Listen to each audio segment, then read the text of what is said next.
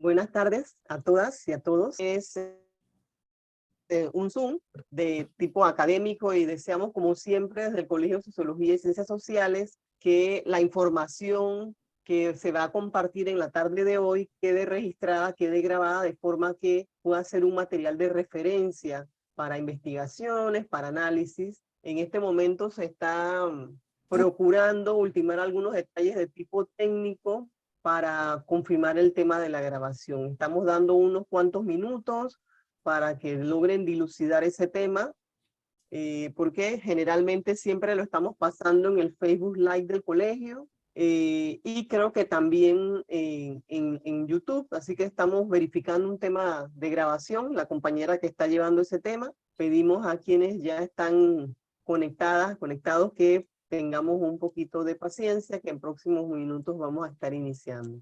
Gracias.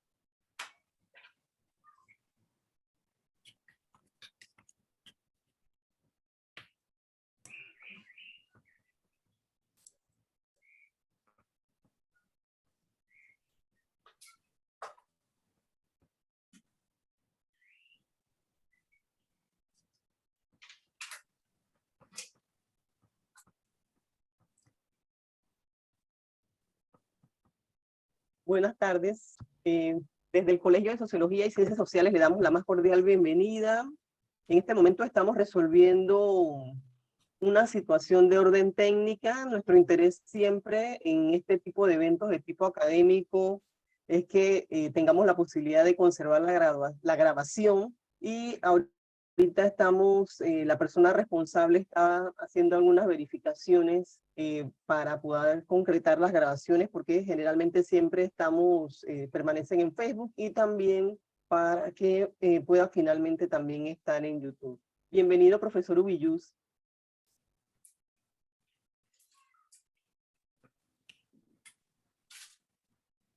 Muchas gracias, buenas tardes a todos los compañeros. Hay que pelear un poquito con la tecnología que todavía me está costando, pero bueno, hay que utilizarla. Yo, qué gusto verte. Sí. Igualmente, tenerlo es un placer.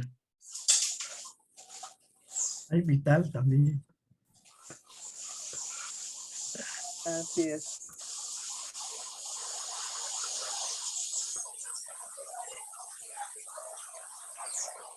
Vamos entonces a ver el vaso medio lleno, ¿verdad? Mientras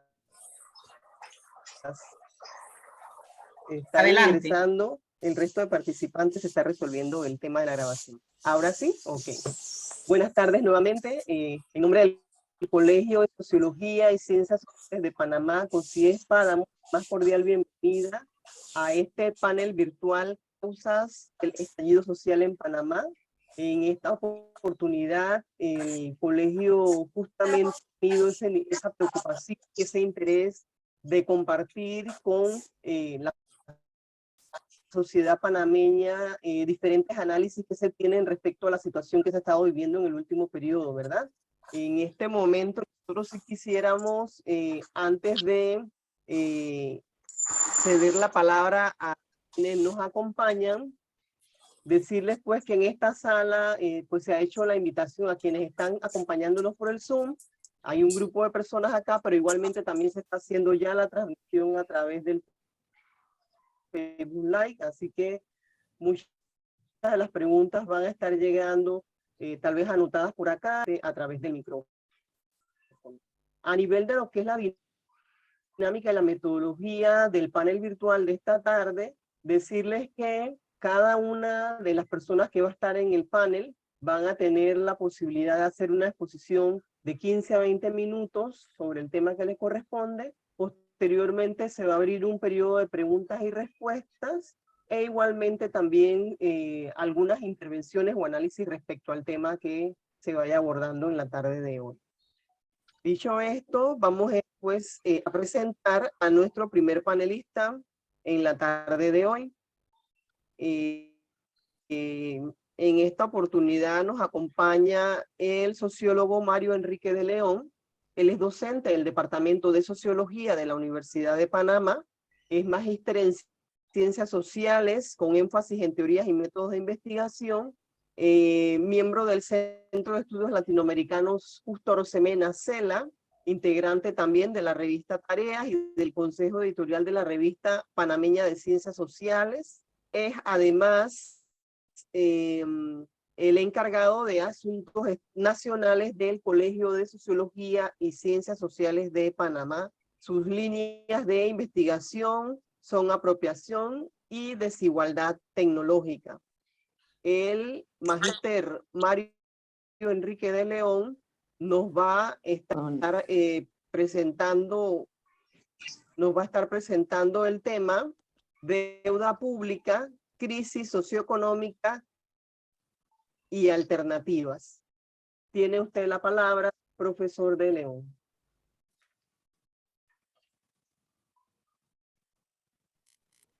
Hola, buenas tardes a todos y a todas. Eh, Gerald, ¿puedo compartir mi pantalla? ¿Pueden compartir pantalla? Creo que no me lo permite. Ah, sí, ya, ahora sí. Bueno, quiero pedirles de antemano disculpas a todos los presentes, ya que finalizada la presentación me voy a tener que retirar, ya que no estoy muy bien de salud y aquí estoy prácticamente, digamos, resistiendo, de manera que finalizada la presentación me tendré que desconectar. Bueno, yo la verdad la presentación de hoy no le tengo un título como tal. Lo que sé es que nos han convocado para platicar un poco sobre el estallido social. Pero soy de los que considero que para hablar del estallido social primero hay que mirar hacia atrás, qué había atrás. Gerald, ya mi pantalla se está viendo. Sí, ¿Se se ve ve? muy Ok, bien. Sí, se ve muy bien. vale, bueno. Bueno, ¿qué había antes? ¿Qué había en Panamá durante los últimos 20 años? Digamos, todo el siglo XXI hasta la fecha. Eh, Hemos tenido un crecimiento sostenido del Producto Interno Bruto, un aumento también paralelo sostenido de la deuda pública y 20% de la población por debajo de la línea de la pobreza y 10% de la población por debajo de la pobreza extrema. Y a la vez de este escenario, 45% de la clase trabajadora en condiciones de informalidad. Ahora, ¿cómo se entiende esto de que por un lado hay crecimiento sostenido del Producto Interno Bruto y por otra parte eh, tantas personas por debajo de la línea de la pobreza, de la línea de la pobreza extrema y tanta informalidad? Esa es la gran pregunta, ¿no? Que nosotros nos hacemos en Panamá. Pareciese que hay una dualidad. Eh, bueno, y de hecho, hace poco el sociólogo Didimo Castillo ha publicado un libro que explica cómo se generó esa dualidad en el Istmo de Panamá.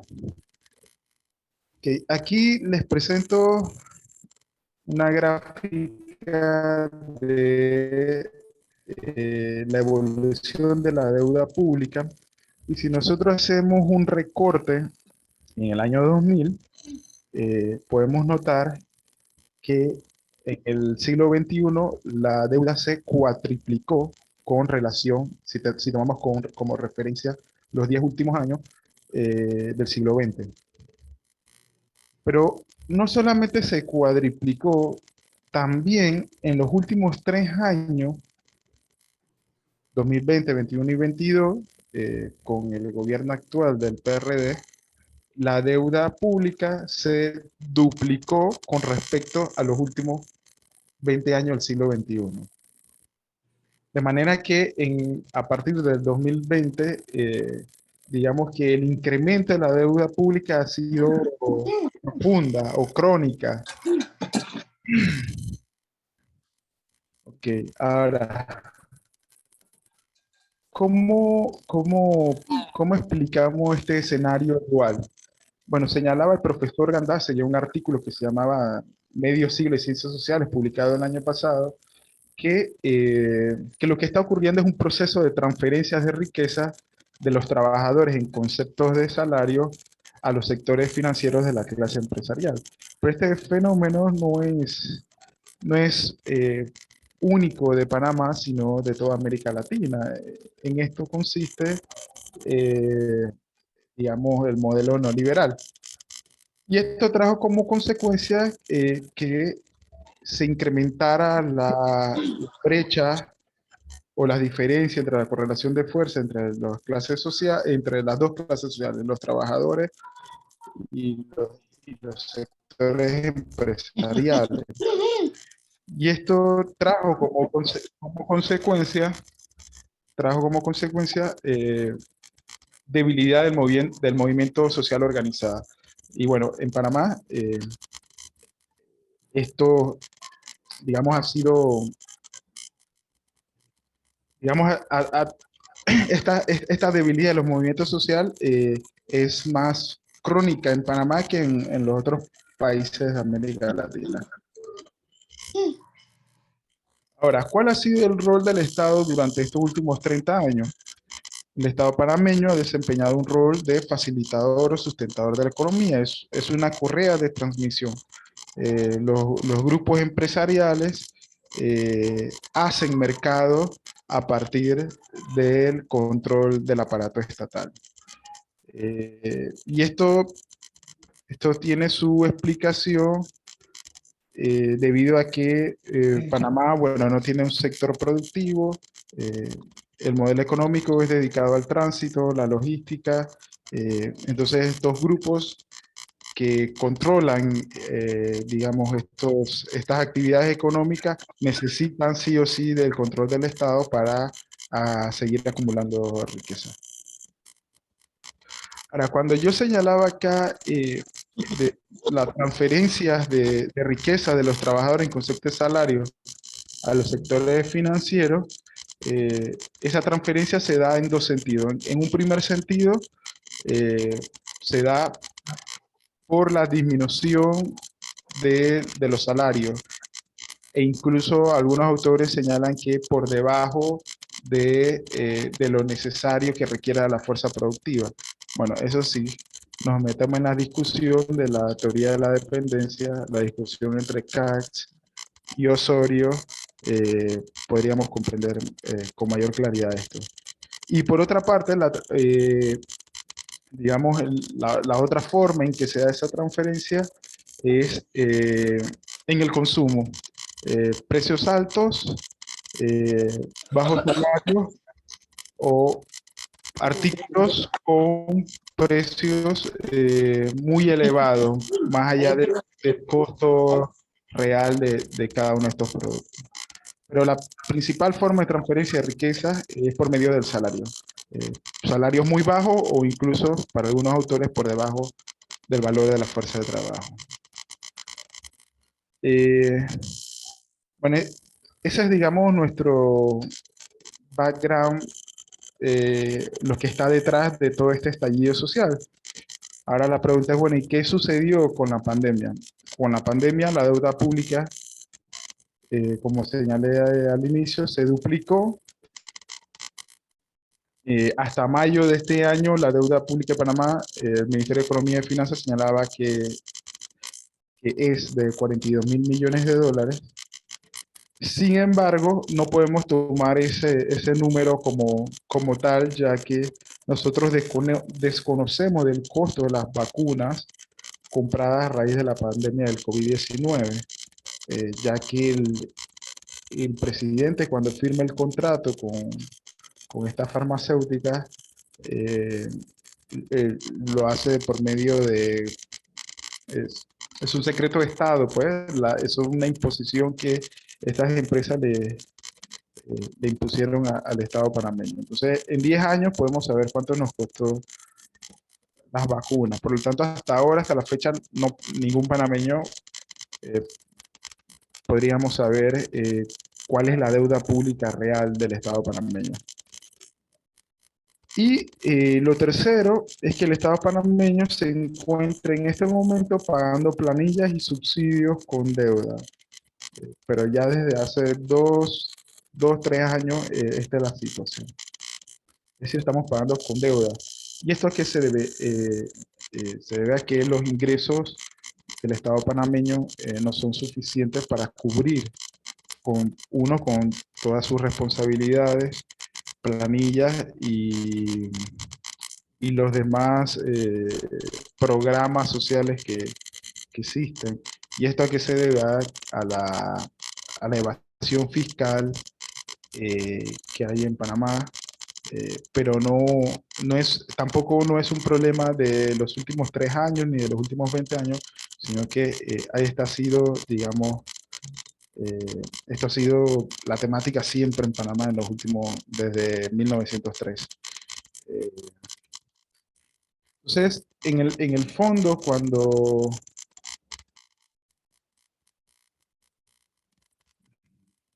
Continúo. ¿Qué más sucedió en la pandemia? El sector privado expulsó a más de 200.000 trabajadores a la informalidad y al desempleo, pero paralelo a ello, el sector público siguió contratando, siguió aumentando su planilla. Y esto se debe a que el Estado panameño es un generador de empleo en nuestro país, que eso se corresponde a que nuestro modelo económico transitista no genera empleo. Por lo tanto, eso obliga a que el Estado, por una parte, eh, contrate la mayor cantidad posible de trabajadores y hace que los partidos políticos de Panamá se conviertan en oficinas de recursos humanos. En medio de todo esto está ya la invasión de Rusia a Ucrania y genera inflación prácticamente en todo el mundo. En Panamá en junio la inflación llega a 5.2. Esta inflación se convierte entonces en la chispa que genera la explosión social. Detrás de esta explosión social hay desempleo, informalidad, pérdida de poder adquisitivo, desgaste del sistema político empresarial.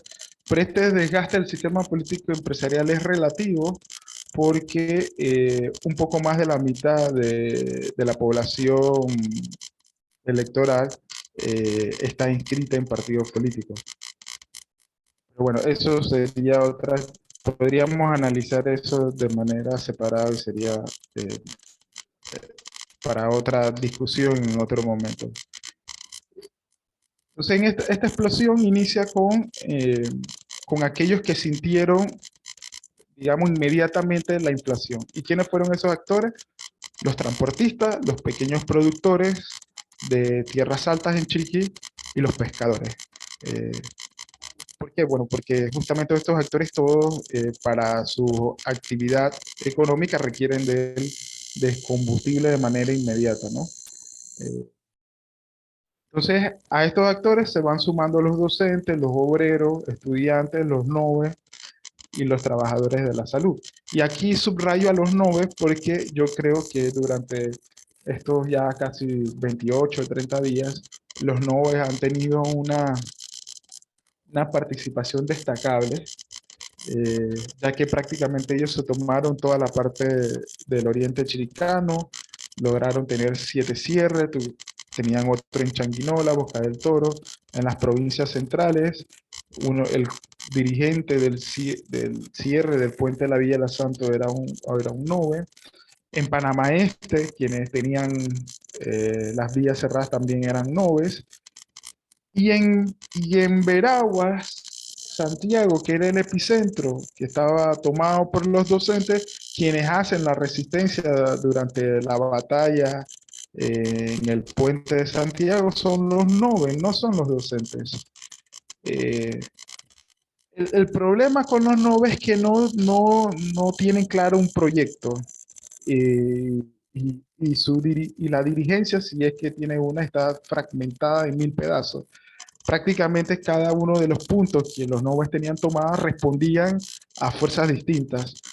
Y digamos que en estas coyunturas los noves han sido como el pie de lucha, pero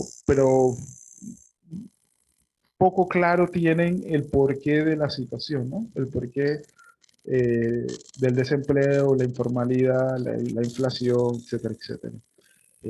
Pero bueno, yo reconozco que este grupo fue el que elevó, digamos, la resistencia a otros niveles. Y hoy lo que hicieron de caminar desde el puente de Pacora hasta la presidencia de Panamá me parece un acto extraordinario para aplaudir. Han caminado casi 12, 13 horas y solo me hace recordar a los grupos indígenas en Ecuador y en los demás países de los Andes. ¿Cuáles han sido las respuestas del gobierno empresarial para sofocar el estallido social? En un primer momento, la represión. Bueno, en verdad han combinado todos estos elementos, han reprimido, apostaron al desgaste de los movimientos sociales, instrumentalizaron la poca cohesión entre los distintos sectores populares, esas diferencias que hay entre docentes, obreros de la construcción, entre los pequeños productores y transportistas, la inoculación del miedo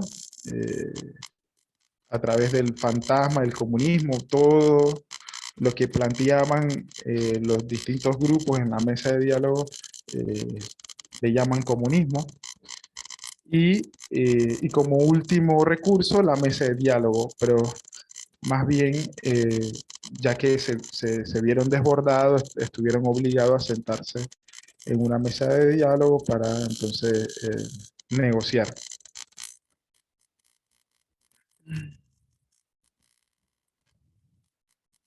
Las conquistas que se han logrado hasta la fecha. Se logró congelar y disminuir el costo de la canasta básica. Se incluyeron 72 productos. Y se congeló y se disminuyó el costo del combustible. La gasolina de 95 octanos quedó en 1.24 centavos y la de 91 en 1.15. Esta conquista es de hoy, es recién, y yo creo que es para celebrar, más allá de todos los errores que se pudieron haber cometido. Creo que este estallido social ha sido un triunfo para los sectores populares. ¿Qué podemos ganar? ¿Qué podemos aprender de esta coyuntura? Yo creo que esta coyuntura nos deja varios aprendizajes, pero al que yo más hago énfasis es al momento de, ya sea de negociar entre los distintos sectores del bloque popular, compuesto por docentes, obreros, trabajadores de la salud, pequeños productores, transportistas. Si bien cada uno tiene intereses y propuestas distintas, queda muy clara que los intereses de los transportistas y de los pequeños productores son bastante distintos a los demás actores políticos. Creo que los demás actores políticos tienen algunas propuestas y análisis de la realidad en común. En cambio, los transportistas y los pequeños productores se alejan un poco del resto. Entonces, yo creo que para la próxima coyuntura deben haber ciertas salvedades para con estos grupos, porque son los que, al menos en esta coyuntura, son los que han impulsado digamos, las pequeñas diferencias que habían entre los grupos. Entonces yo creo que esto queda como aprendizaje. Bueno, esta sería mi presentación hasta el momento. Gracias. Muy bien, agradecemos la participación del profesor de León respecto a las reflexiones que ha hecho en la tarde de hoy, y para continuar con este panel virtual sobre causas del estallido social en Panamá, contamos con nuestra siguiente panelista. Ella es profesora de segunda enseñanza con especialidad en andragogía. Es además docente por más de 25 años, docente en la Escuela Ricardo Miró. Es una persona que por mucho fue la persona que impulsó y coordinó la revista Mujeres Adelante, también un programa radial con su mismo nombre, Mujeres Adelante, defensora de los derechos de las mujeres y de las causas sociales. Ella además también participa como escritora invitada por más de 6 años en esta publicación que se hace en la página de opinión de La Estrella. Ella es secretaria general del Sindicato de Educadores Democráticos de Panamá, secretaria general de la Central General de Trabajadores de Panamá. Esta es la profesora Nelva Reyes Barahona, Ella hoy está acá para compartirnos en este panel virtual desde una óptica ya más del trabajo que ella viene realizando como docente, pero más que todo también como dirigente, ¿verdad? En todo lo que ha sido el proceso. El tema que nos va a estar abordando la profesora Nelva Reyes es reivindicaciones docentes y el 6% del PIB para la educación. Vamos entonces a dar el micrófono a la profesora Nelva Reyes Barahona. Bueno, muchas gracias, Carmen, Briseida, compañeras de camino en una larga lucha. Gracias por la invitación al Colegio de Sociología, de Sociólogas y Sociólogos de Panamá. Yo voy a referirme al tema que nos ha indicado Carmen, no sin antes acerca quizás un pequeño resumen de la historia de lo que nos ha llevado a esta situación que hoy tenemos en nuestro país. Quizás desde 1994, cuando después de la invasión y después de aquella carta de intenciones que firmó Endara, donde se llevaba a cabo las privatizaciones y se continuaba aplicando las políticas neoliberales en nuestro país, pero que fueron en el periodo de que fue Pérez Valladares presidente, se llevaron a fondo, como cuáles, como por ejemplo las privatizaciones del IRRE, las privatizaciones del Intel, las privatizaciones de los puertos, la privatización de Cemento Panamá. Además de esto, se eliminaron, en el caso de los docentes, que en ese momento también tuvimos una lucha muy fuerte. Fuimos despedidos 110 docentes en aquella época esa eliminación de las jubilaciones especiales yo considero que creó un desánimo, una desmotivación de parte de todo el personal docente de nuestro país. Entonces, pero además de esto, el señor Pérez Valladares también eliminó el sistema de erradicación de la malaria, o sea, el SNEN. Entonces, después de esto se han venido dando un cúmulo de hechos que es lo que ha venido o ha traído la situación que hoy tenemos en el país. Una que no puedo dejar de mencionar es que en 1998 quería la reelección el señor Pérez Valladares y hubo todo un movimiento muy fuerte que en la parte del referéndum lo echamos para atrás. Y yo me siento muy contenta de haber participado, pero a fondo en esto, porque eran tres cosas que querían hacer: la privatización del IDAN, la reelección y el establecimiento del Centro Multimodal Antidrogas en Panamá. Esos tres puntos que fueron a referéndum y los logramos echar para atrás por la movilización y por la consistencia y la firmeza que tuvimos todos los que estuvimos en esa lucha. Luego de esto, eso fue en la década, al final de la década del 90, habría muchas cosas que tenemos que contar, pero el tiempo no nos va a dar. Sin embargo, en el año entre 2003 y 2005, trataron de privatizar la Caja del Seguro Social. Se hizo una ley, que esa ley la echamos inicialmente para atrás, pero después de casi 26 días de lucha, se establece Martín Torrijos tiene que derogar la ley y entonces se establece un diálogo en el cual, bueno, lo abrieron a todo y no había no hubo realmente una, diríamos, dirección que pudo lograr que la Caja del Seguro Social, que la ley de la Caja del Seguro Social no tuviera reformas leoninas como la siguiente, aquella donde se establece los dos pilares y se da pie a la privatización de la institución. Luego de esto, hay otro punto que nos parece muy importante que tenemos que recordar, además que esto se dio en la década del 90, en el 2005. En el caso de los educadores, hicimos varias luchas desde el 2014.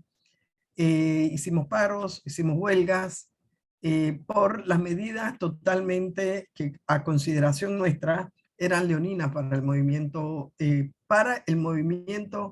de educadores, pero también para la educación del país, que era impulsada desde la dirección del Ministerio de Educación de esa época.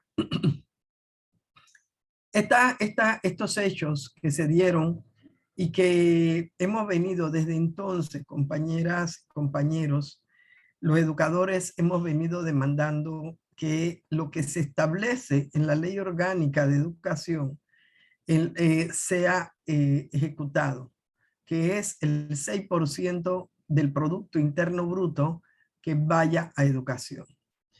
¿Y esto por qué?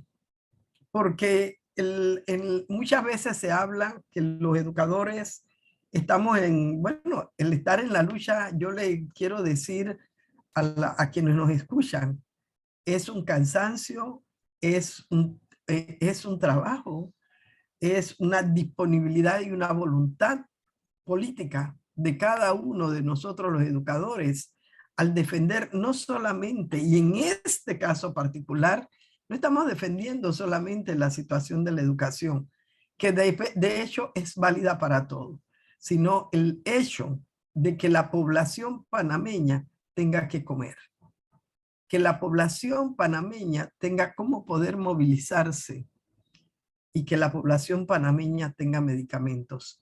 Yo creo que cuando fuimos el 18 de marzo a la presidencia de la República y llevamos este pliego de aspiraciones al presidente, era lo que le parece a uno forzoso, diríamos, que el presidente se sentara una noche y leyera cada uno de los puntos y viera cómo se podría dar respuesta a estas demandas.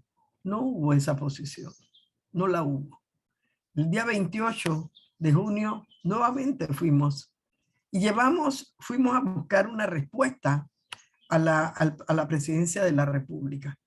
Y hubo una ecléctica respuesta de parte del Consejo Ejecutivo de la presidencia de la República.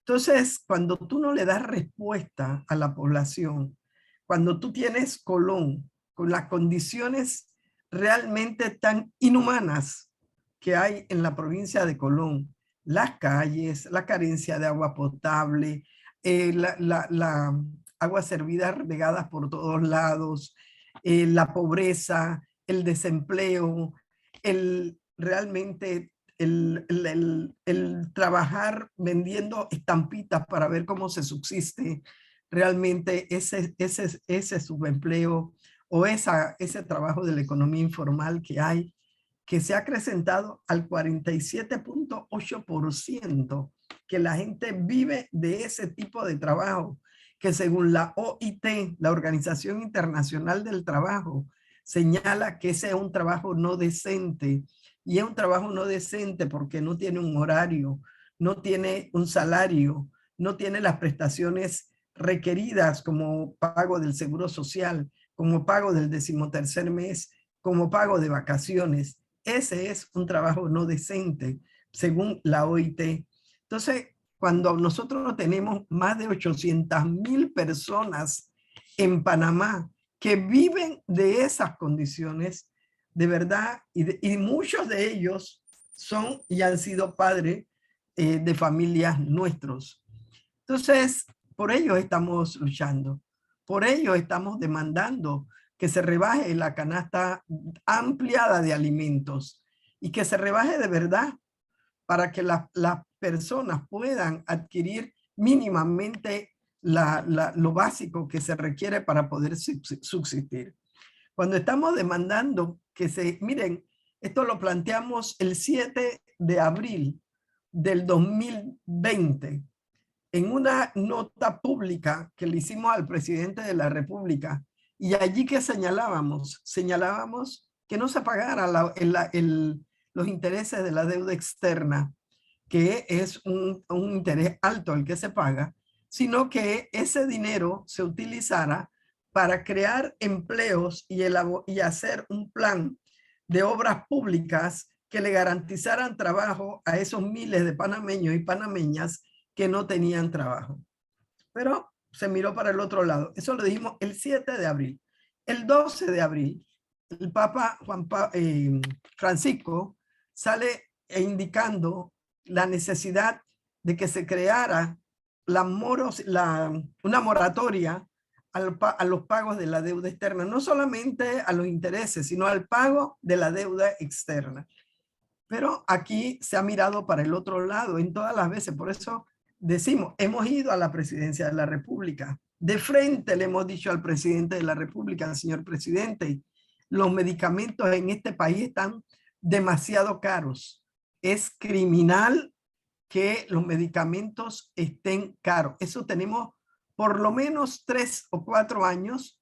3 años, él tiene 3 años de estar, fue cuando recién llegó a la presidencia, que fuimos en una marcha, yo estaba en la comisión y se lo dijimos ahí directamente a él. Es criminal eso. Bueno, se voltea y le dice a la ministra, que en ese entonces era Rosario Turner, de verdad que es criminal, ¿verdad? Y nada más ha pasado, más que esa frase que él lanzó allí. Entonces, cuando tú te cansas realmente de que no te presten atención, los colonenses cuántas veces no han llamado al presidente y han ido y se han reunido. ¿Y dónde están las respuestas?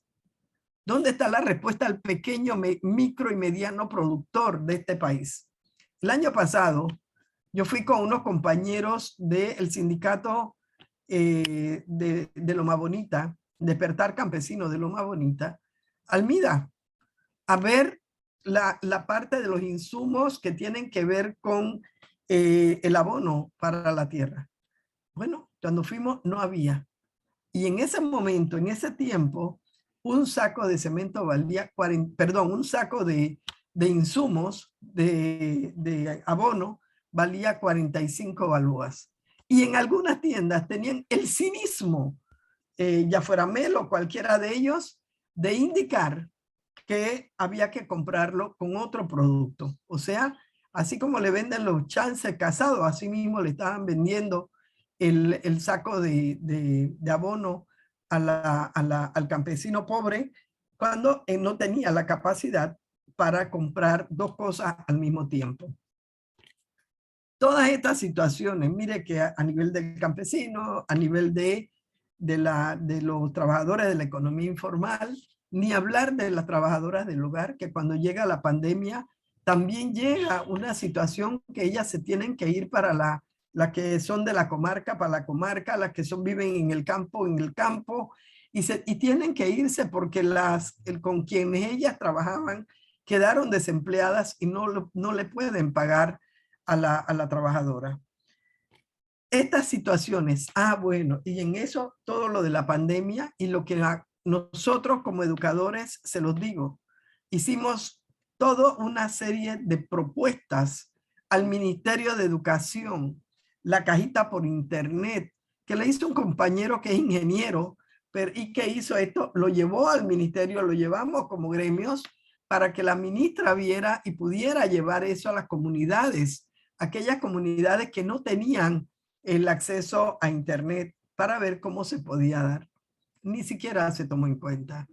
Cuando fuimos a la mesa del diálogo por la cuestión laboral, 7 propuestas hicimos, compañeras y compañeros, para que se rebajara la comida, para que hubiese realmente un plan de obras públicas que le garantizara trabajo a cientos de panameños y que eso se revirtiera en la comunidad. Ese trabajo que requerían las escuelas de reparación, a nivel de las reparaciones, que requerían los centros de salud y los hospitales, que fuera allí donde el Estado pudiese destinar unos recursos para que le garantizara el trabajo a los desempleados, pero que también se beneficiaba la comunidad cuando se le reparaba las escuelas, pero tampoco se vio. Entonces, para que ustedes vean que ha sido desde el movimiento popular, hemos venido realmente demandando una serie de medidas y no se nos tomó en cuenta. Y yo creo, considero que lo que hoy se da en Panamá, lo que hoy se está dando, y que quizás no se dio cuando el régimen militar de Noriega, porque el régimen militar de Noriega hicimos la lucha aquí en la ciudad. Hubo lucha, no podemos negar a niveles del interior del país, pero la lucha fuerte se hizo en Panamá, en la ciudad de Panamá.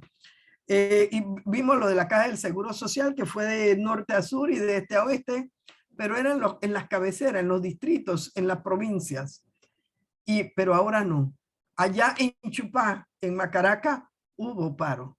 Allá en el río Estibaná, yendo hacia Tonosí, la gente paró en la carretera.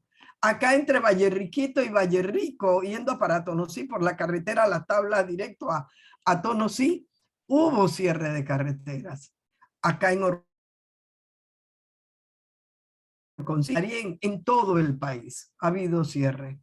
Porque la población está cansada realmente de demandar, de solicitar de manera, diríamos,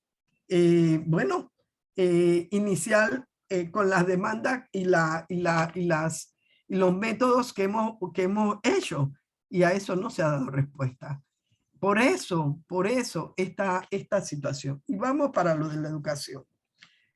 Ante todo esto, el 1 de julio nos restriegan en nuestras caras que se están tomando una botella de whisky o de vino, no sé de qué era, que vale 400 balboas, que es lo que gana un trabajador en prácticamente una quincena, de trabajo. Entonces, cuando tú ves esa burla que hacían. Y cuando hay una rectora allá en Chiriquí, que en medio de toda esta crisis hace una celebración de su cumpleaños, una rectora. Cuando uno ve que el director de la ACP, de la Autoridad del Canal de Panamá, tiene un salario tan alto de más de 20,000 balboas. Cuando uno ve que hay a niveles de la asamblea toda una serie de nombramientos con salarios abultados, de verdad que en medio de la pandemia se hacen o se quisieron hacer negocios con los respiradores. Uno ve que al pueblo lo tienen de burla. De verdad que eso es doloroso, porque uno conoce personas que se acuestan prácticamente sin cenar, o que niños que no llegan a nuestras aulas de clases sin haber desayunado, y sin haber desayunado y esperanzado el recreo para tomarse un vaso de agua, porque la galleta nutricional, el vaso de leche, una comida no llega a la escuela, no ha llegado. 4 meses tenemos de estar en la escuela, y ni un plato de arroz con lentejas o con frijoles se le ha dado a los estudiantes. Entonces, de verdad que uno se siente impotente, pero al mismo tiempo indignada por estas condiciones tan deplorables, tan de pobreza, que no solamente verlo en las estadísticas, sino que uno lo está viviendo a la par de cientos de compañeros y compañeras que se ven en la necesidad de comer a veces un día. ¿Y qué comen? El arroz solito. Entonces, ante esta situación y ante todo el crecimiento económico que aquí se ha venido abanicando, ¿quiénes son los que hemos pasado los trabajos y las dificultades para poder ir hacia adelante? Pero esto también tiene, y esta demanda del 6% que hemos venido haciendo en cada una de las movilizaciones que el movimiento magisterial ha realizado. ¿Por qué lo hacemos? No es un capricho, no es nada. Miren, en Panamá hay cerca de 3.200, 3.300 centros educativos. De esos hay una cantidad, cerca de 1.000, que está en condiciones deplorables. De esos, el 44% de los centros educativos de Panamá no tiene agua potable. Y el 33% no tiene luz eléctrica. Pero como si esto fuera poco, realmente tenemos el 70% de las escuelas primarias de Panamá son escuelas multigrado. ¿Y qué es una escuela multigrado? Una escuela donde el niño, la maestra, da clase a los 6 grados, da clase a los 5 grados. Yo he trabajado con los 6 grados y eso es muy difícil y uno tiene que dar los esenciales mínimos de los mínimos. Entonces, cuando hablan de la famosa calidad de la educación, tenemos que comenzar por esto, por cosas que son para mí que hay que prestarle la debida atención. Esto lo tenemos en primaria, compañeras y compañeros, pero en el caso de la premedia, eso fue llevado, la escuela multigrado, a la premedia. Un profesor de ciencias naturales o de español da matemáticas. Todavía el de ciencias naturales se pasa, pero el de español dando matemática o el de historia dando ciencias naturales.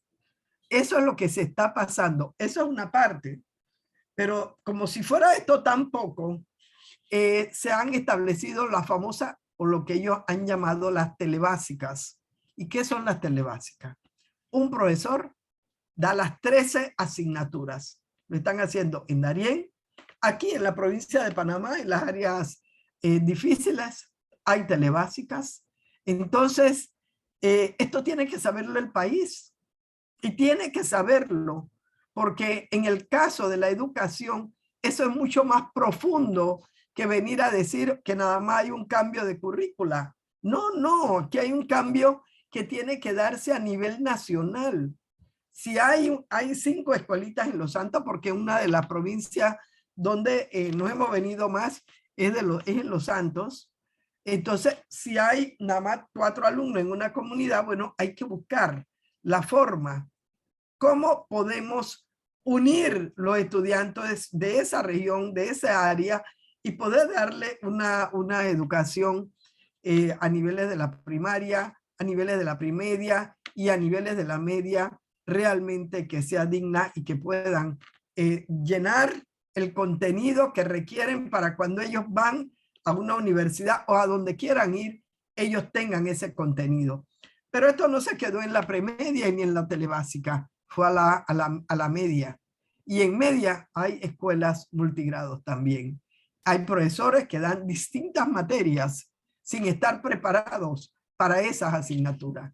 Entonces, cuando uno habla de estas cosas y que hemos venido cantando, yo vengo por lo menos hemos venido cantando, porque estoy convencida, compañeros, de que si no hacemos cambios en estos aspectos, vamos a seguir lloviendo sobre mojado. Vamos a seguir en la misma. Entonces, por eso necesitamos el 6% del Producto Interno Bruto para construir las escuelas, para garantizarle agua potable a las mismas, para que todas tengan luz eléctrica, para que puedan tener internet, para que los estudiantes puedan tener un almuerzo, puedan tener un desayuno que les garantice a ellos las condiciones físicas y una mentalidad en condiciones de poder darse un aprendizaje. Por eso estamos demandando el 6% del Producto Interno Bruto para educación. Pero cuando le planteamos esto al presidente Nito Cortizo, él que dijo que no había la capacidad. Esa fue la respuesta, compañero. Si no hay la capacidad, entonces busque personas capacitadas que puedan garantizar esto en el Ministerio de Educación, que lo puedan garantizar, que se dejen de tanta la burocracia y que haya una cuestión más expedita, que ese Panamá Compra, que es una forma de obstaculizar muchas veces y también de despilfarrar, que realmente sea un medio donde los educadores, los administrativos del Ministerio de Educación, en el caso de los docentes que son administrativos, puedan garantizarle los requerimientos que se necesitan en cada una de las escuelas de nuestro país. Entonces, hoy hemos salido y yo espero y esperamos que en la negociación que se dé, el 6% del Producto Interno Bruto esté para tratarse en el proyecto de presupuesto de 2023.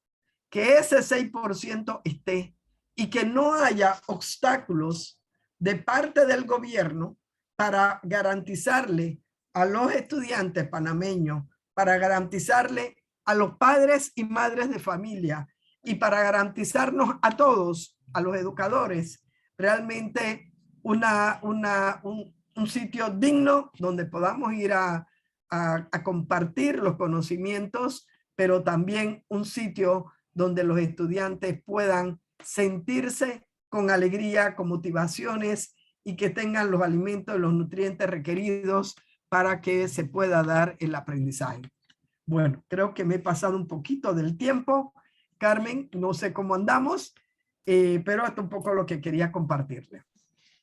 Así es, fueron unos cuantos minutos. Muchísimas gracias, profesora Nelva Reyes Barahona. Ella es la secretaria general de la Central General de Trabajadores de la República, que dicho sea de paso también, eso es histórico, tener en este país una mujer secretaria general, ¿verdad?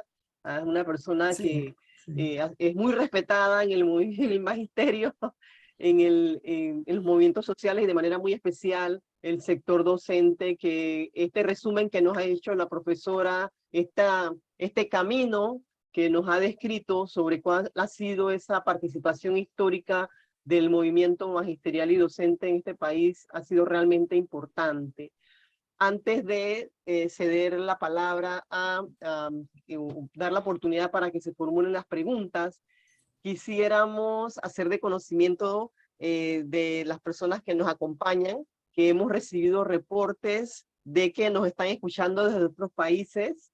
Queremos saludar especialmente a nuestros colegas del Caribe y de Centroamérica. También saludamos a colegas que desde el interior del país están ahorita conectados viendo el panel virtual. Y igualmente también queremos comentar que en la sala está con nosotras la socióloga costarricense Silvia Rojas. Ella es la vicepresidenta de la Asociación Centroamericana de Sociología, ACAS. Muchas gracias. Abrimos entonces este periodo para preguntas e intervenciones. Por ejemplo, ya hemos empezado a recibir algunas.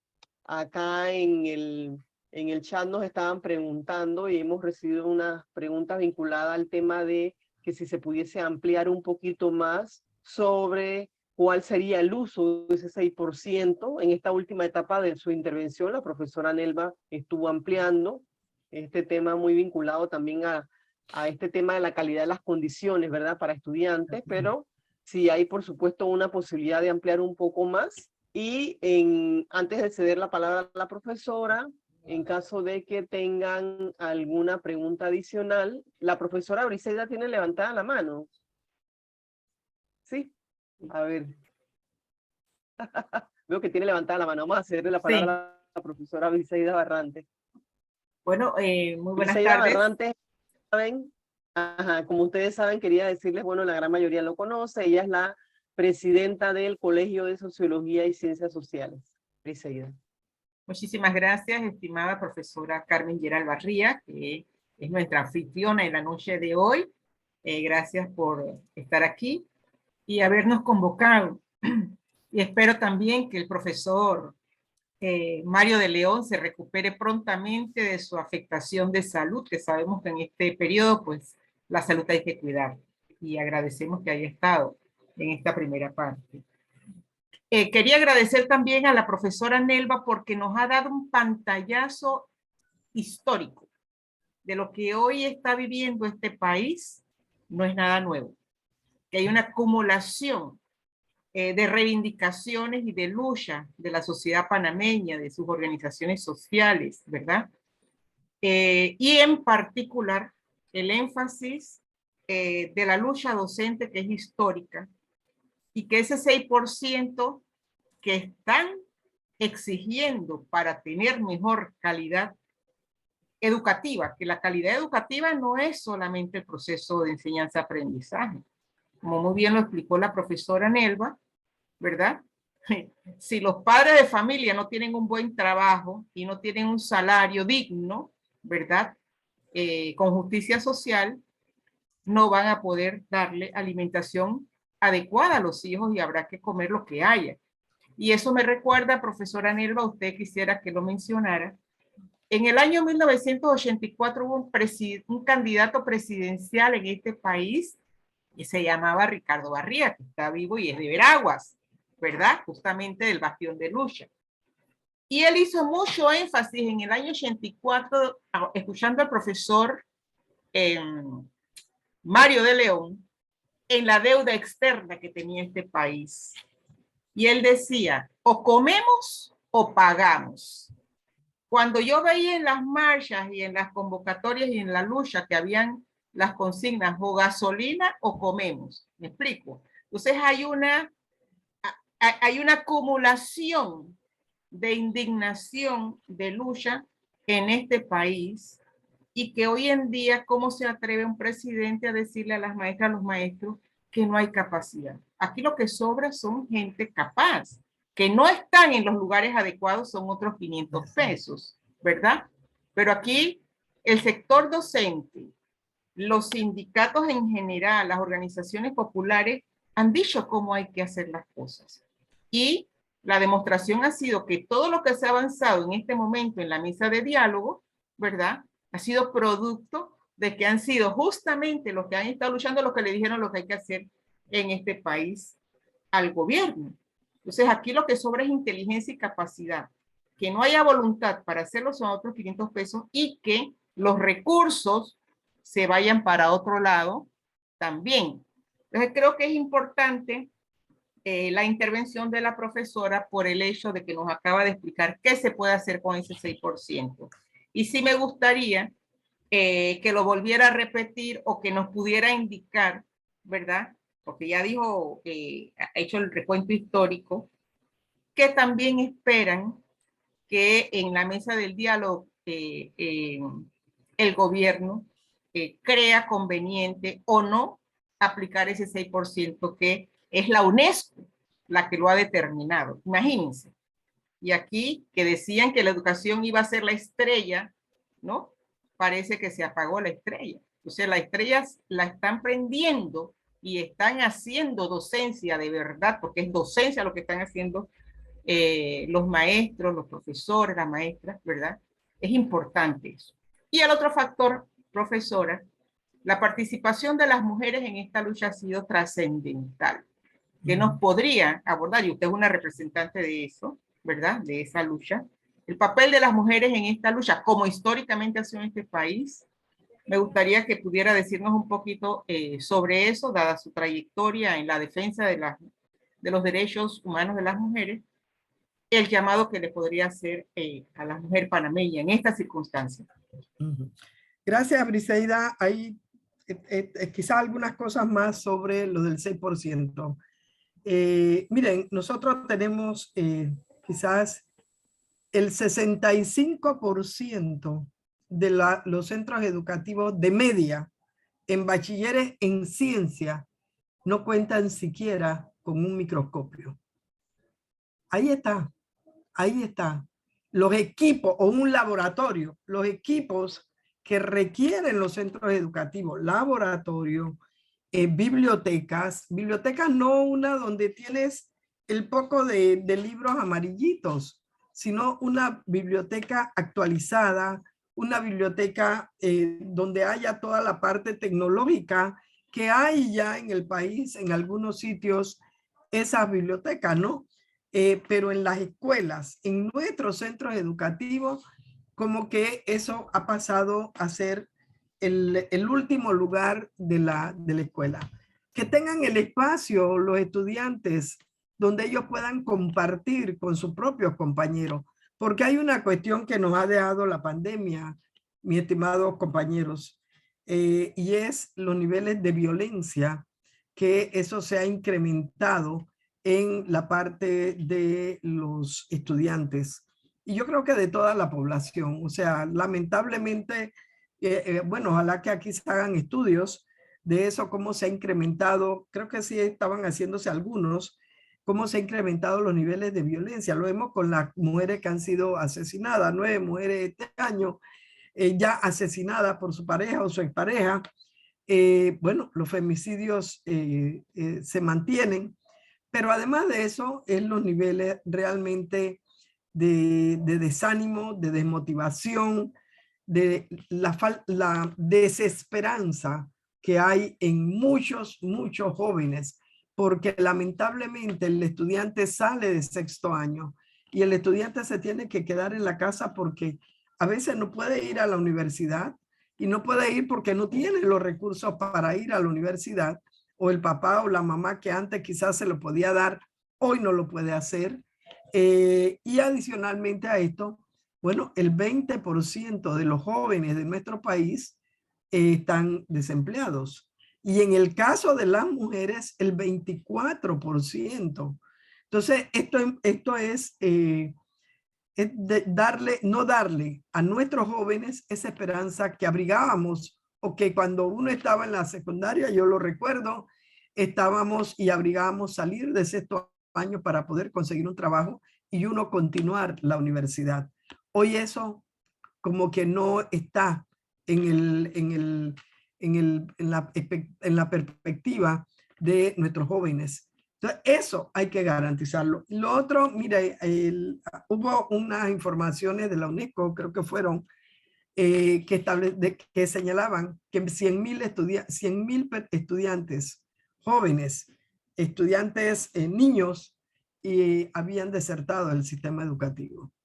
¿Eso hacia dónde va? O sea, ¿qué le ofrece la sociedad panameña a estos jóvenes? No le ofrece nada, compañeros. No le ofrece nada más que las pandillas,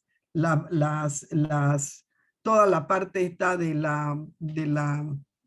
juega vivo, la parte de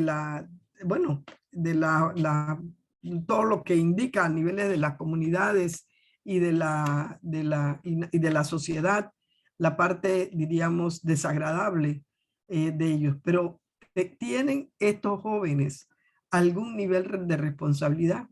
Si nosotros, cuando estuvo la pandemia, señalábamos que había que darle por lo menos una computadora a cada estudiante, y le dijimos al presidente, negócielo con la empresa. Nada, no se hizo eso, no se hizo nada. Lamentablemente fueron 2 años perdidos, totalmente perdidos. Porque cuando uno va a un aula de clase, después de 2 años de estar en pandemia, uno tiene que volver a lo que tenía, si está en 5º, volver a lo que sería 3er grado. Porque eso es lo que tenemos que hacer. Porque ha habido ese vacío tan grande. Cuando hablan de que sí, que nosotros estamos perdiendo, que todo se agudiza más, sí, es cierto. Es cierto. Pero hoy, y como siempre ha sido justa la lucha que hemos hecho los educadores, la comida de los estudiantes es fundamental. Si no, nosotros tenemos estudiantes que van 2 días a la escuela y 3 días no van porque no tienen para pagar el pasaje. Porque no tienen para pagar el pasaje. Esa es la realidad.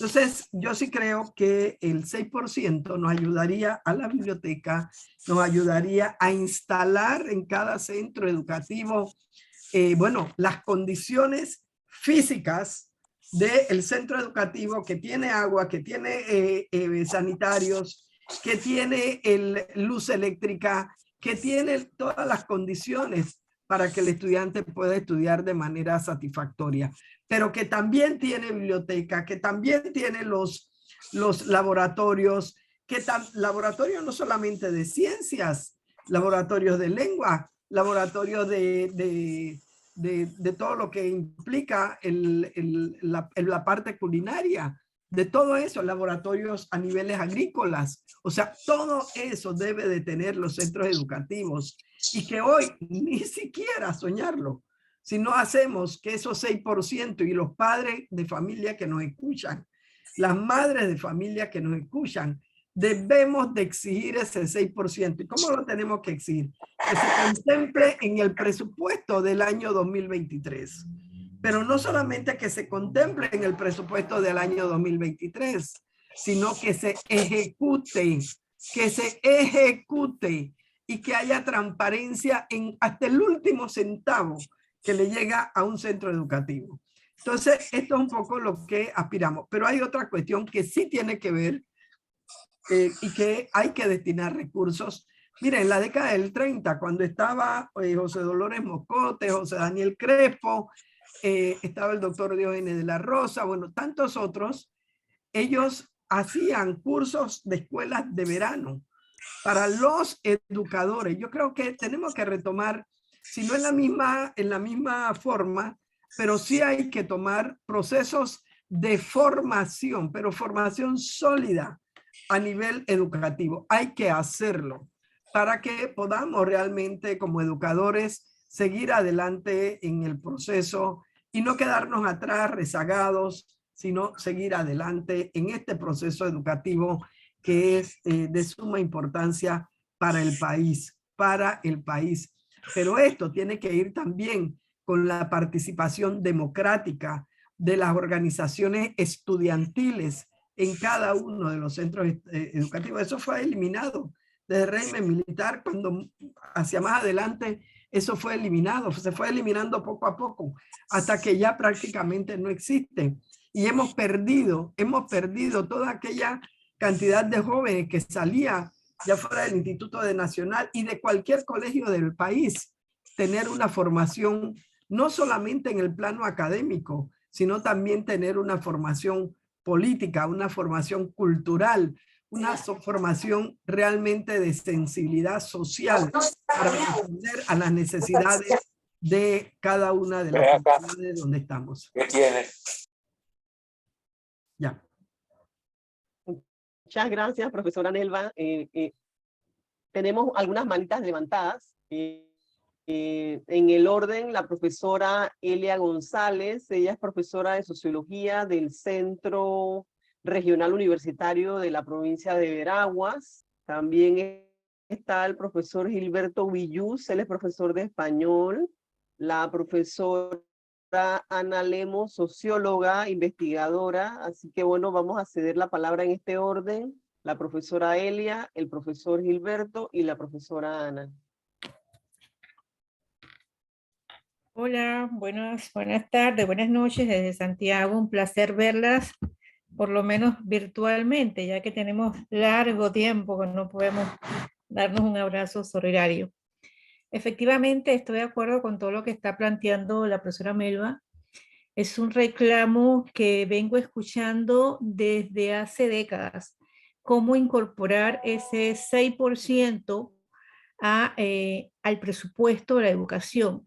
Creo que en un momento se habló de introducirlo en las reformas constitucionales y que quedara como un elemento fijo para que no pudiera ser modificado por ningún gobierno, ya que sabemos que los gobiernos de turno cuando llegan echan por tierra y desbaratan todo lo bueno conseguido en la lucha, en este caso en la lucha de los educadores. Yo creo que Veragua en esta ocasión ha dado un ejemplo, o sea, Veragua siempre ha sido una provincia guerrera y la lucha de los educadores en Veragua ha sido ejemplo a lo largo de la militancia, como es la Asociación de Educadores Veragüenses, y ha dado un ejemplo porque justamente acá es donde se inicia ese gran empuje y ese gran como el primer paso para que se vaya a lo largo de todo el territorio nacional incorporando la lucha de los educadores y de todos los gremios que se fueron sumando en esa gran alianza. Yo creo que la provincia de Veragua tiene una situación particular, es decir, es una de las provincias más pobres, creo que es la tercera provincia más pobre dentro del mapa mundial, del mapa nacional, donde la extrema pobreza la ubica en el segundo lugar y que tiene corregimientos y distritos con el primer lugar de pobreza, porque estamos incluyendo a una población, Veragua es una provincia amplísima en territorio, pero también en población, y estamos incluyendo la parte de la comarca de todo el distrito de Ñurún.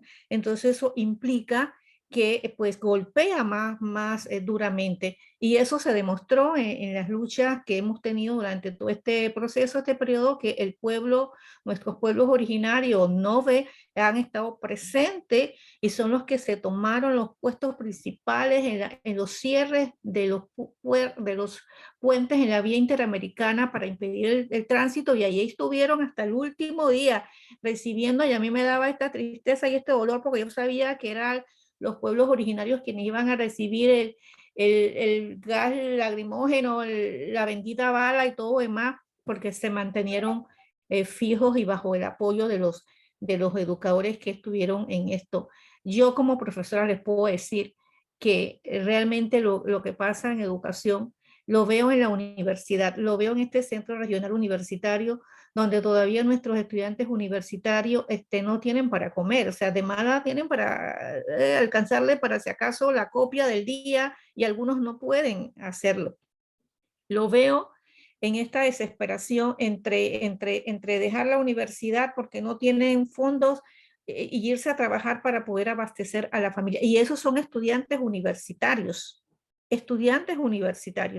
En esta pandemia, todo lo que ha implicado la virtualidad, o sea, la deserción escolar ha aumentado gigantescamente. Hemos encontrado inclusive chicos en procesos de estrés, tensión, con tentativas de suicidio debido a una situación como esta, porque no podían tener los dispositivos, no podían estar conectados. Mis estudiantes de la universidad en este centro regional se conectan en los árboles para hacer un parcial, en un árbol, buscando conectividad, buscando alguna forma, o caminan 2-3 horas para poder conectarse, o tener que hacer de todo para conseguir un dinerito y comprar una data. Entonces, es justo que la población reclame, como dice la profesora Melba, que retome las asociaciones de padres y madres de familias a reclamar este derecho de este 6% de la educación, para que pueda nutrir a esa educación desde la parte inicial hasta la vida universitaria,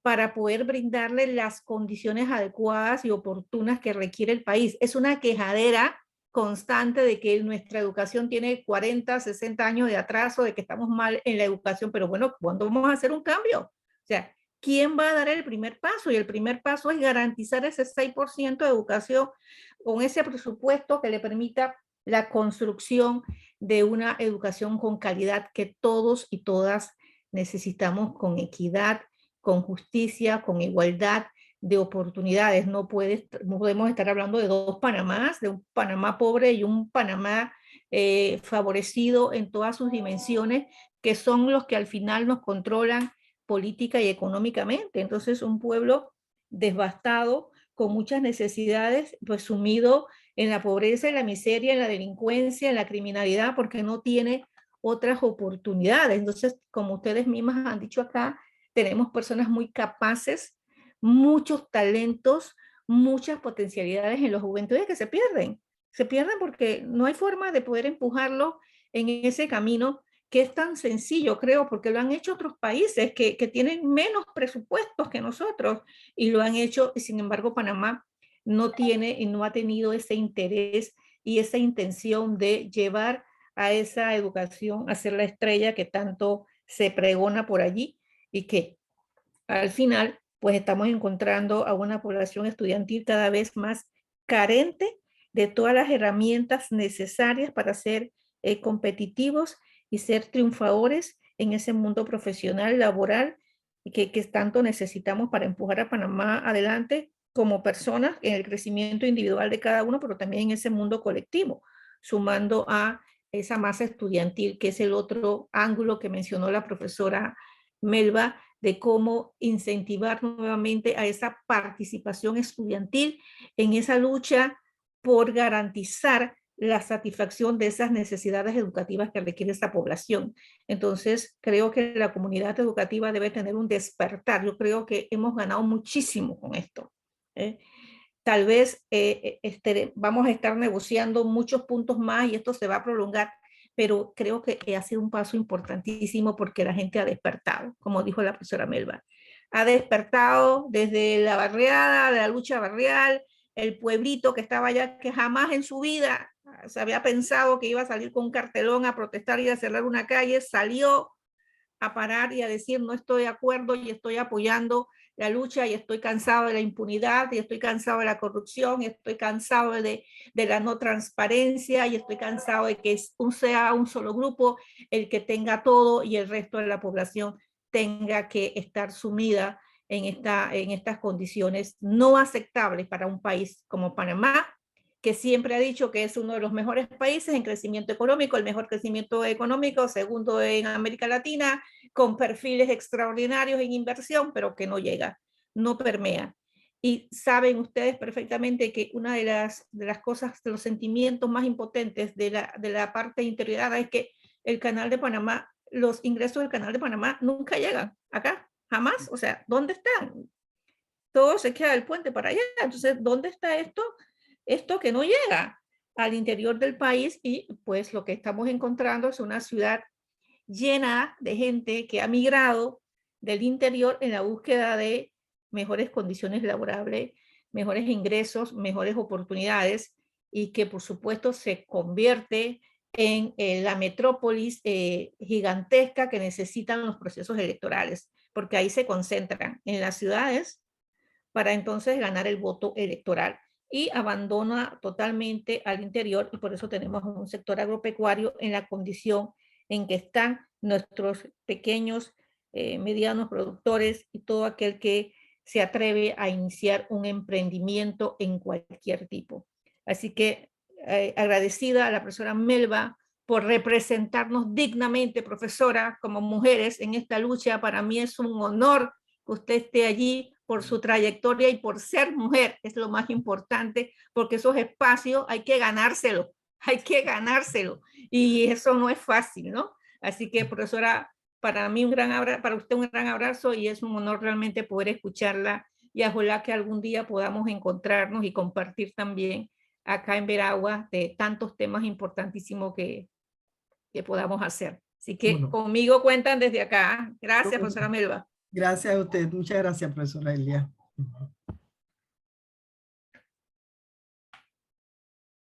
Perdón, las palabras, muchas gracias por las palabras de la profesora Elia González desde la provincia de Veraguas. Cedemos la palabra al profesor de matemáticas, Gilberto Villus.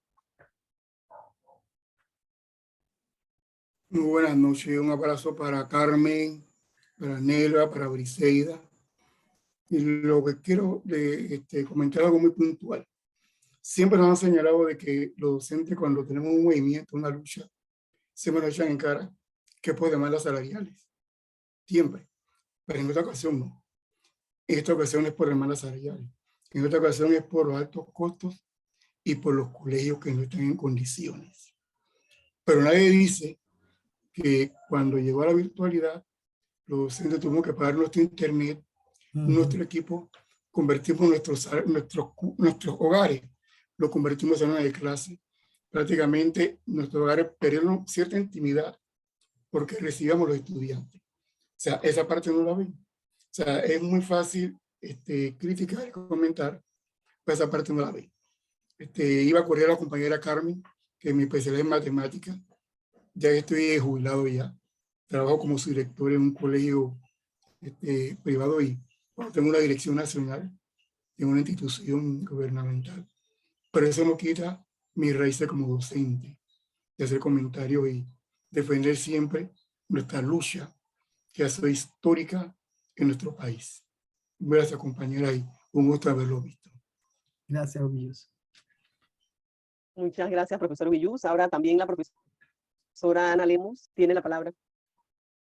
Bueno, buenas noches a todas, a todos, colegas, compañeros. Y de verdad que estos espacios, quiero agradecer a la profesora Nelva por la intervención que nos ha dado. ¿Por qué? Porque no solamente los que estamos aquí, somos 17 los que estamos aquí en esta sala, pero nos están escuchando de muchos lados, de muchos lugares, no solamente aquí en Panamá, en la ciudad, sino en las provincias, internacionalmente. Y muy puntualmente, lo que señalaba la profesora Nelva, que nos hizo un desglose de esa reclamación de ese 6% para nuestra nuestra educación, nos hizo un desglose de por qué y para qué es esa reclamación de ese 6%. Y qué bueno que lo hace profesora Nelva. Y me gustaría como que se hiciera público esto y que todo el mundo supiera el por qué. Ahora, el por qué lo sabemos, porque somos madres y padres de familia que estamos viendo lo que están pasando en la escuela. Esta mañana yo veía en la noticia una mamá decía, yo quiero que mi hijo regrese a la escuela, quiero que, porque están perdiendo clases y todo eso. O sea, tienen una visión muy encajonada del tema de perder las clases y demás, pero no ven más allá del tema de la reclamación esta específicamente del 6%, del por qué se está haciendo. Y me gustaría que fuera no solamente pues este espacio donde compartimos eso, sino que fuera a nivel de todo el mundo, que todo el mundo pudiera saber el por qué se está haciendo esto, porque estoy segura que estas reclamaciones, entonces, no solamente se unirían los trabajadores y las trabajadoras, las docentes y los docentes, sino que también estuvieran los padres de familia. Porque sabemos, profesora Nelva, compañeros y compañeras, que necesitamos esos laboratorios, no solamente de ciencias, sino esos laboratorios de, qué sé yo, de música, de todas estas los oficios, los oficios, ¿dónde están estos talleres donde nuestros estudiantes, donde nuestros jóvenes tienen que salir preparados para enfrentar una ocupación vocacional inmediatamente salgan del colegio? Y todas estas otras reclamaciones del tema de los alimentos, de niños y niñas que van todos los días a clases sin desayunar y sin comer.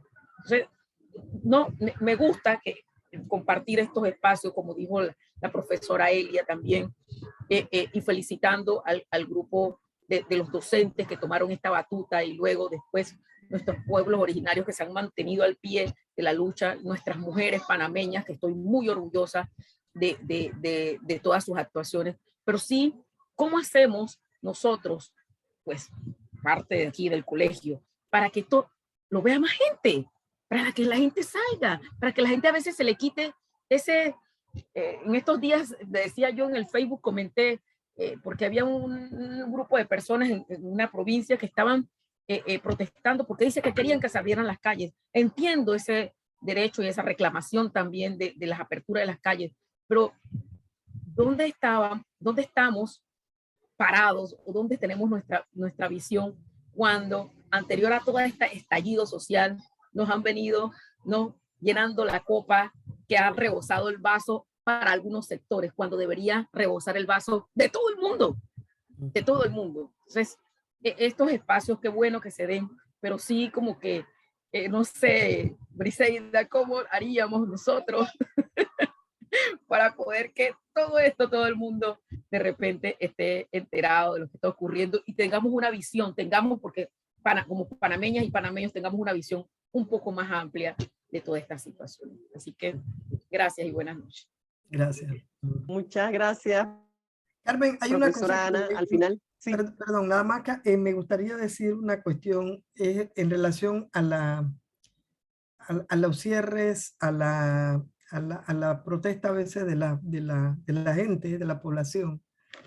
Yo en los años que tengo de lucha, que son una buena cantidad, sin necesidad de decir cuántos años tengo, pero creo que esta es la primera vez que se da una lucha donde las personas, aun cuando estén pasando trabajo, dicen que hay que hacerlo porque es la única manera. Yo creo que esto es una conciencia que se ha asumido de parte de la población para que nos demos cuenta, y nos hemos dado cuenta, que hemos hecho uno y otro caminar. Y los gobiernos, y los anteriores también, no nos prestan atención. Y no nos prestan atención. La única manera es que usted cierre una calle, o la única manera es que usted haga una movilización grande, o la única manera es que, bueno, que digamos, vamos a parar. Porque si no, mire, casi semana y media pasó y el gobierno no dio respuesta. No hubo una autoridad de parte del gobierno nacional que diera respuesta a estas demandas. Cuando ya vieron, como dice el dicho, la situación mal parada, entonces vinieron a dar respuesta. Pero ya estaba movilizado desde la frontera con Costa Rica hasta la frontera con Colombia. En todos lados del país. En todos lados del país. Y yo sí quiero destacar el papel de la Normal de Santiago. Siguió siendo, o sea, después, no recuerdo cuántos años que tiene la Normal, 80, 82, que fuera el punto de reunión de miles de docentes, de trabajadores, de productores, de todo, para que pudiéramos sentar al gobierno para que hubiese este diálogo.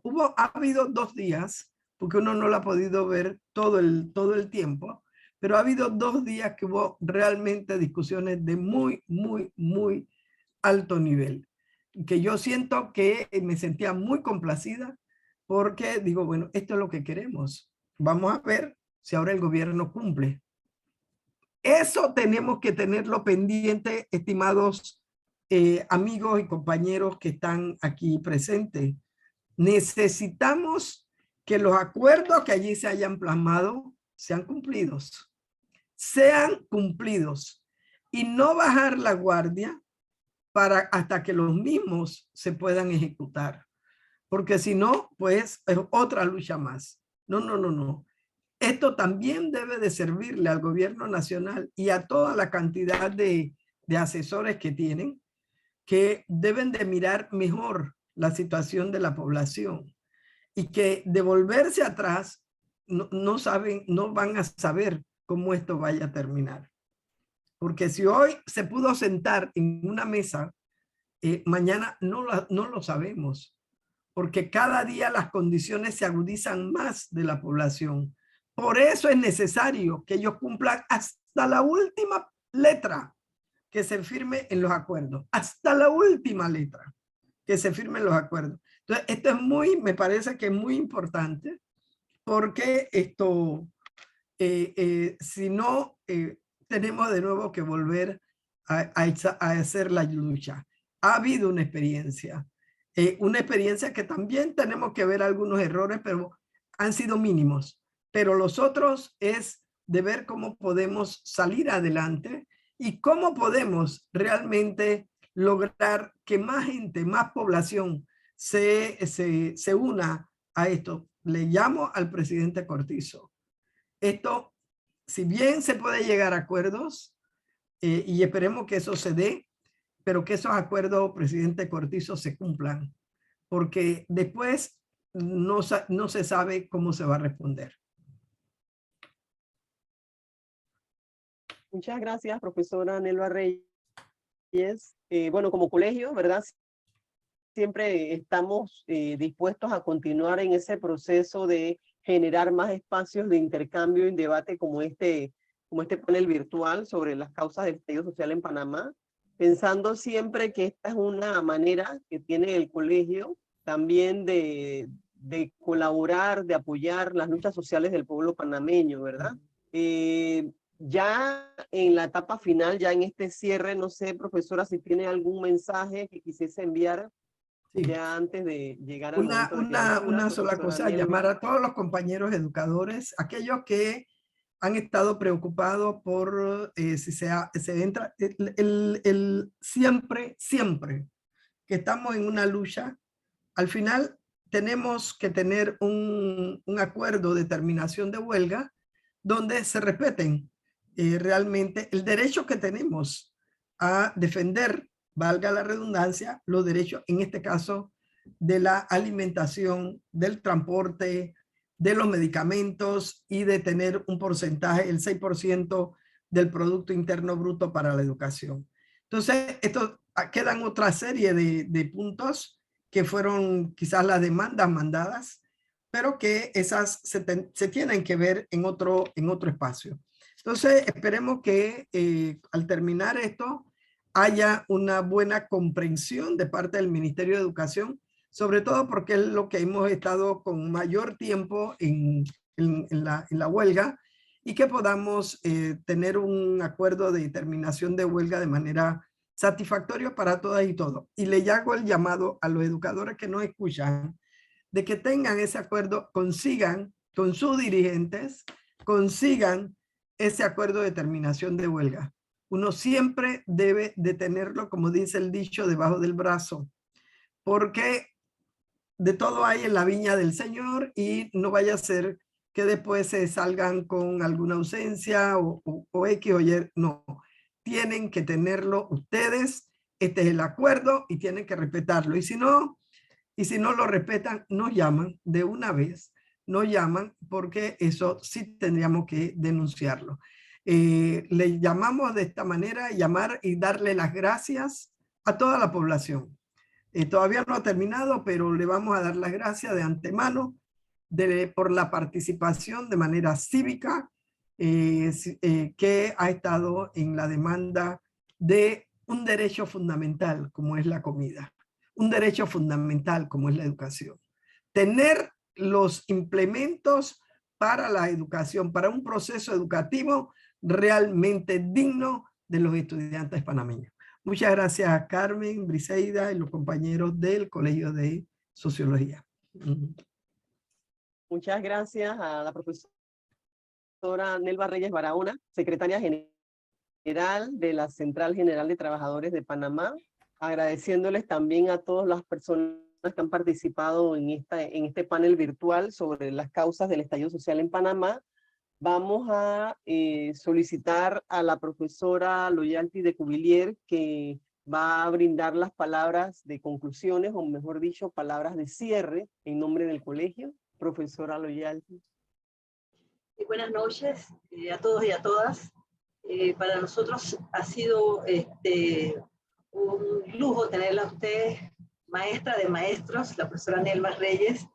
Siempre sabemos que el gremio docente que tiene más poder de convocatoria en estos días y que tiene bien, como usted ha dicho, definido cuáles son sus objetivos, lograr que se mejore la educación en este país y que también la educación sea accesible a todos y a todos los panameños, desde el lugar más recóndito del país hasta la ciudad. Y ciertamente no cualquier educación, una educación como usted plantea, una educación de calidad, una educación que sea igual para todos, de tal manera que no haya rezagos para que ninguna deprivación, para que todos puedan acceder a ese tercer nivel de la universidad, ¿verdad? A lo que todos aspiramos. Nosotros que damos clases en la universidad sabemos con tantas dificultades que llegan los muchachos allá, pero siempre todos los...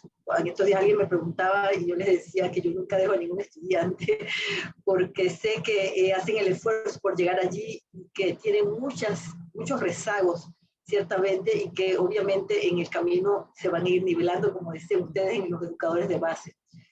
Para nosotros eso, esta movilización última, como bien decía también Mario, ha tenido como particularidad, también usted lo ha reiterado, que todos los panameños se sientan identificados con el tema de la corrupción, con el tema del uso inadecuado, la malversación de fondos en este país, un país que tiene un crecimiento positivo en los últimos 20 años, que es inadmisible que vivamos en las condiciones de pobreza. Esta tarde tuve que, antes de entrar aquí, recibir a un señor adulto mayor que andan pidiendo comida de casa en casa, y eso lo vine a ver desde la pandemia y lo puedo entender en la pandemia, pero en estos momentos eso es inadmisible que los adultos mayores estén en esas condiciones.